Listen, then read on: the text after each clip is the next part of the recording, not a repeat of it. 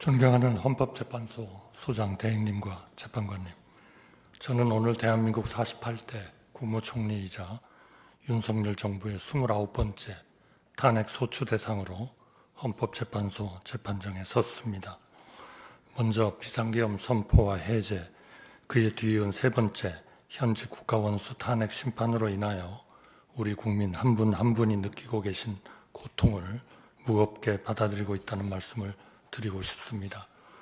저는 여야의 극한 대립 속에 행정각부를 통할하며 대통령님을 잘 보조하여 어려운 대내외 상황을 극복해 나가고자 하였으나 대통령님이 다른 선택을 하시도록 설득하지 못했습니다.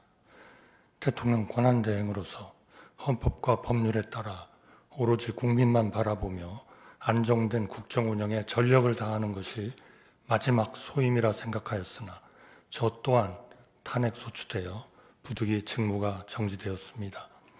어느 누구보다 열심히 살아온 우리 국민들이 이런 어려운 상황을 겪고 계신 것 자체에 대하여 제 일신의 영역을 떠나 진심으로 가슴 아프고 송구스럽게 생각하고 있습니다. 존경하는 재판관 여러분, 국회는 5가지 사유로 저를 탄핵 소추하셨습니다. 우선 국회는 제가 대통령 권한대행이 되기에 앞서 국무총리로 일할 때 국회가 통과시킨 여러 법안에 대하여 국무회의를 통해 제2요구안을 심의하고 의결한 것이 위헌이고 위법이라고 주장하셨습니다. 그러나 해당 법안들은 모두 위헌 소지가 있었기에 헌법과 법률을 지켜야 할 행정부가 이를 받아들이는 것은 우리 헌정 질서의 기본 정신에도 도저히 부합하지 않았습니다. 이어 국회가 제기한 내란 동조, 묵인, 방조 주장에 대하여 저는 대통령님이 어떤 계획을 갖고 계신지 사전에 알지 못하였고 대통령이 다시 생각하시도록 최선을 다해 설득하였으며 군 동원에도 일체 관여한 사실이 없음을 다시 한번 분명히 말씀드리고 싶습니다. 세 번째로 제가 여당 대표와 함께 담화문을 발표한 것은 이번 사태의 여파로 대외 신인도가 흔들리거나 경제가 위축되지 않도록 정부와 여야가 협력하여 안정된 국정 운영에 힘쓰겠다는 뜻을 밝힌 것일 뿐 국회가 주장하시는 것처럼 권력을 찬탈하기 위해서가 전혀 아니었습니다. 또한 국회는 제가 권한대행이 되자마자 상설특검 후보자 추천을 의뢰하지 않은 것이 잘못이라고 하셨습니다만 이는 국회의 요구에 즉시 따르는 쪽이 오히려 우리 헌정 질서를 어지럽히고 국론 분열을 심화시킬 우려가 컸습니다. 특정 성향 야당만으로 특검을 구성할 수 있도록 야당 단독으로 하위 법령을 고친 것을 두고 위헌 논란이 거셌기 때문입니다. 따라서 대통령 권한대행인 저로서는 과연 어떤 결정이 헌법과 법률에 부합하며 국가 전체를 위하여 올바르고 이로운지 여러 의견을 듣고 숙고할 시간이 절실하였습니다. 이미 공수처, 경찰, 검찰, 국방부 등 여러 국가기관이 대규모 계엄 관련 수사를 벌이고 있어 증거인멸이나 수사 지연 우려도 거의 없었습니다. 마지막 탄핵 사유는 헌법재판소 재판관님 임명 문제였습니다. 저는 대통령 권한대행은 대통령의 고유 권한 행사를 최대한 자제해야 한다는 점, 여야의 실질적 합의 없이 헌법재판관을 임명하는 것은 우리 헌정사에 전례가 없다는 점을 깊이 고민하였습니다. 나라가 어렵고 국론이 분분할수록 우리가 돌아봐야 할 것도 우리가 추구해야 할 것도 오직 원칙과 가치 그리고 국민의 합의라는 점도 마음에 새겼습니다. 그런 맥락에서 여야의 합의를 여러 번 간곡히 요청하였고 여야가 합의하면 즉각 임명하겠다고 약속드렸습니다만 국회는 탄핵 소추로 응답하셨습니다. 이는 제 일신의 영역을 떠나 우리 국민과 헌정 질서 전체를 위하여 가슴 아픈 일이라 생각합니다. 존경하는 재판관 여러분, 저는 대한민국 1인당 국민소득이 300달러가 채 안 되던 1970년 공직에 입문하였습니다. 미국, 일본, 독일처럼 우리보다 10배, 20배 잘 사는 나라를 까마득하게 바라보며 언젠가 우리 국민도 선진국 국민이 누리는 풍요와 안정을 누릴 수 있게 되기를 염원하였습니다. 50년 가까이 국정을 최일선에서 밤낮 없이 일하며 그 꿈이 이루어지는 과정을 지켜보고 기여한 것이 저의 기쁨이었습니다. 저에게 많은 기회를 주신 국민들께 마지막으로 봉사하고 싶어 두 번째 국무총리직을 받아들이고 혼신의 힘을 다해 뛰었습니다. 경제 기적과 문화 도약을 이룬 우리나라가 극단의 정치에 함몰되어 길지 않은 현대 민주주의 역사에서 벌써 세 번째 국가원수 탄핵을 경험하고 있는 것을 무엇보다 가슴 아프게 생각합니다. 한평생 국민을 섬긴 사람으로서 제게 남은 꿈은 단 한 가지, 하루빨리 불합리한 혐의를 벗고 국민께 약속드린 마지막 소임을 다하는 것입니다. 우리 앞에는 이제껏 경험한 수많은 난관보다 한층 거센 폭풍이 기다리고 있습니다. 이를 극복하기 위해서는 무엇보다 정치와 정부가 지금까지와 크게 달라져야 합니다. 과거 우리 곁에는 언제나 진영의 유불리를 넘어 나라 전체를 볼 줄 아는 정치인, 정치로 풀 일을 정치로 풀어주시는 어른들이 계셨습니다. 지금 우리 국민들이 가장 간절히 기다리는 것도 바로 그런 큰 정치의 복원이라고 생각합니다. 또한 세계 질서가 재편될 때 정부가 적시에 대응하지 않으면 미래 세대가 오래도록 혹독한 대가를 치러야 합니다. 제가 저희 자리로 서둘러 돌아가야 하는 이유도 바로 거기에 있다고 생각합니다. 존경하는 재판관 여러분, 극단의 정치는 국민 모두에게 막대한 비용을 지울 뿐 그 어떤 해답도 주지 못한다는 사실을 우리 모두는 이번 일을 통하여 뼈아프게 배우고 있습니다.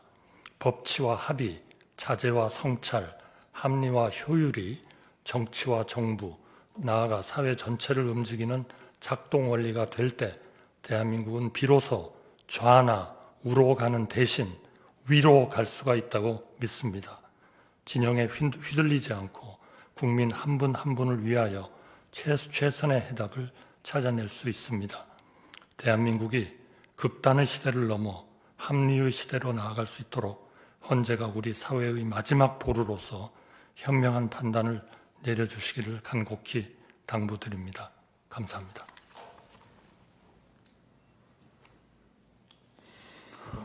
네. 아까 우리 법률 대리인께서 한 줄로 최종 변론한 걸로 하기에는 오늘 좀 들어보니 저도 좀 최종 하십시오. 할 수 있도록 해주시겠습니까? 하십시오. 네.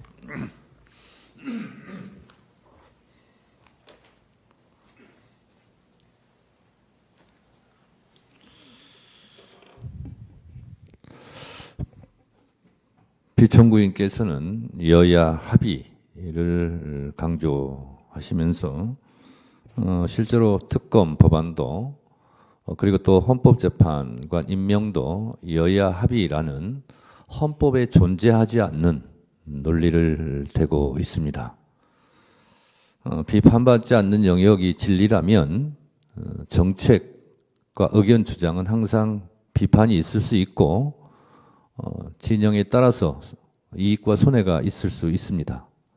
그러하기 때문에 실제로 대한민국이 법치국가이고 따라서 가장 법치의 으뜸인 헌법을 따라야 된다고 생각하고 그 주장의 근거도 헌법적 근거에 기반해야 된다고 생각합니다.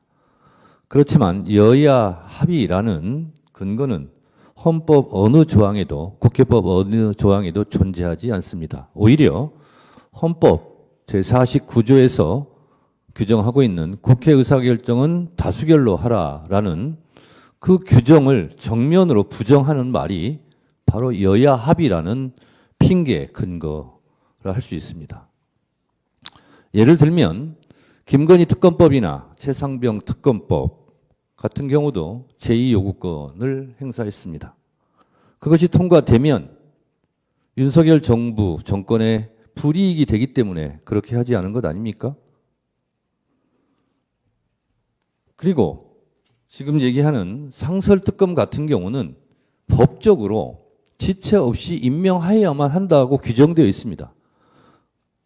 그런 규정에도 불구하고 여야 합의라는 존재하지 않는 법적 근거를 대는 것이 과연 헌법적 의무를 이행해야 될 국무총리, 그것도 대통령 권한 대행으로서 해야 될 언행인지는 국민 여러분들께서 판단하시리라 생각합니다.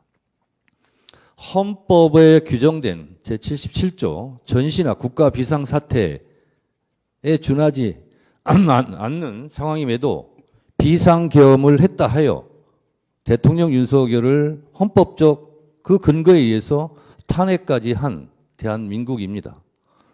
그 이후에 그런 혼란한 상황을 지혜롭게 수습해야 될 대통령 권한대행께서 헌법적 근거 없는 여야 합의를 계속 주장한다는 것은 헌법기관 하나인 일수돼 있는 대통령 권한대행으로서 해야 될 주장은 아닌 것으로 생각합니다.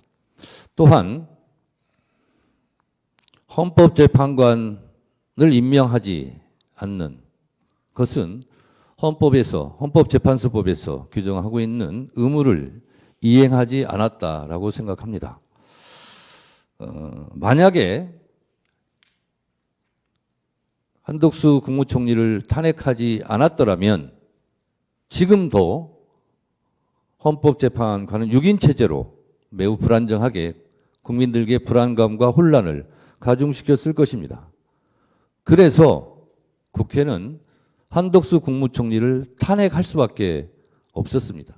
그 결과 불안전하지만 헌법재판소는 8인 체제로 지금 운영되고 있는 것입니다. 이런 상황 속에서도 서부지법 폭동 사태를 일으킨 일부 극렬 지지자들이 헌법재판소까지 지금도 공격하고 있는 상황입니다. 만약에 8인 체제가 아니라 6인 체제였더라면 헌법재판소를 공격하는 그 강도는 지금보다 훨씬 더 강했을 것입니다. 이런 위험천만한 상황이 예견되었음에도 불구하고 대통령 권한대행으로서 헌법재판관을 임명하지 않은 것 자체가 대한민국을 매우 혼란에 빠뜨릴 위험천만한 일이었을 뿐만 아니라 대한민국 헌법 수호의 최후의 보루인 헌법재판소마저 위험에 빠뜨릴 수 있는 일을 본인 스스로 했다는 반성과 성찰은 오늘 없습니다. 대한민국 헌법 어디에도, 국회법 어디에도, 다른 어느 법에도 국회가 여야 합의가 되어야만 국회에서 의결한 것을 대통령이나 대통령 권한대행이 행사할 수 있다는 조항은 없습니다. 이러한 점을 고려하시어 피청구인을 파면함으로써 대한민국 헌법 수호의 의지를 헌법재판소에서 추상같이 국민 여러분들께 보여줄 것을 청구인으로서 간청드립니다. 감사합니다.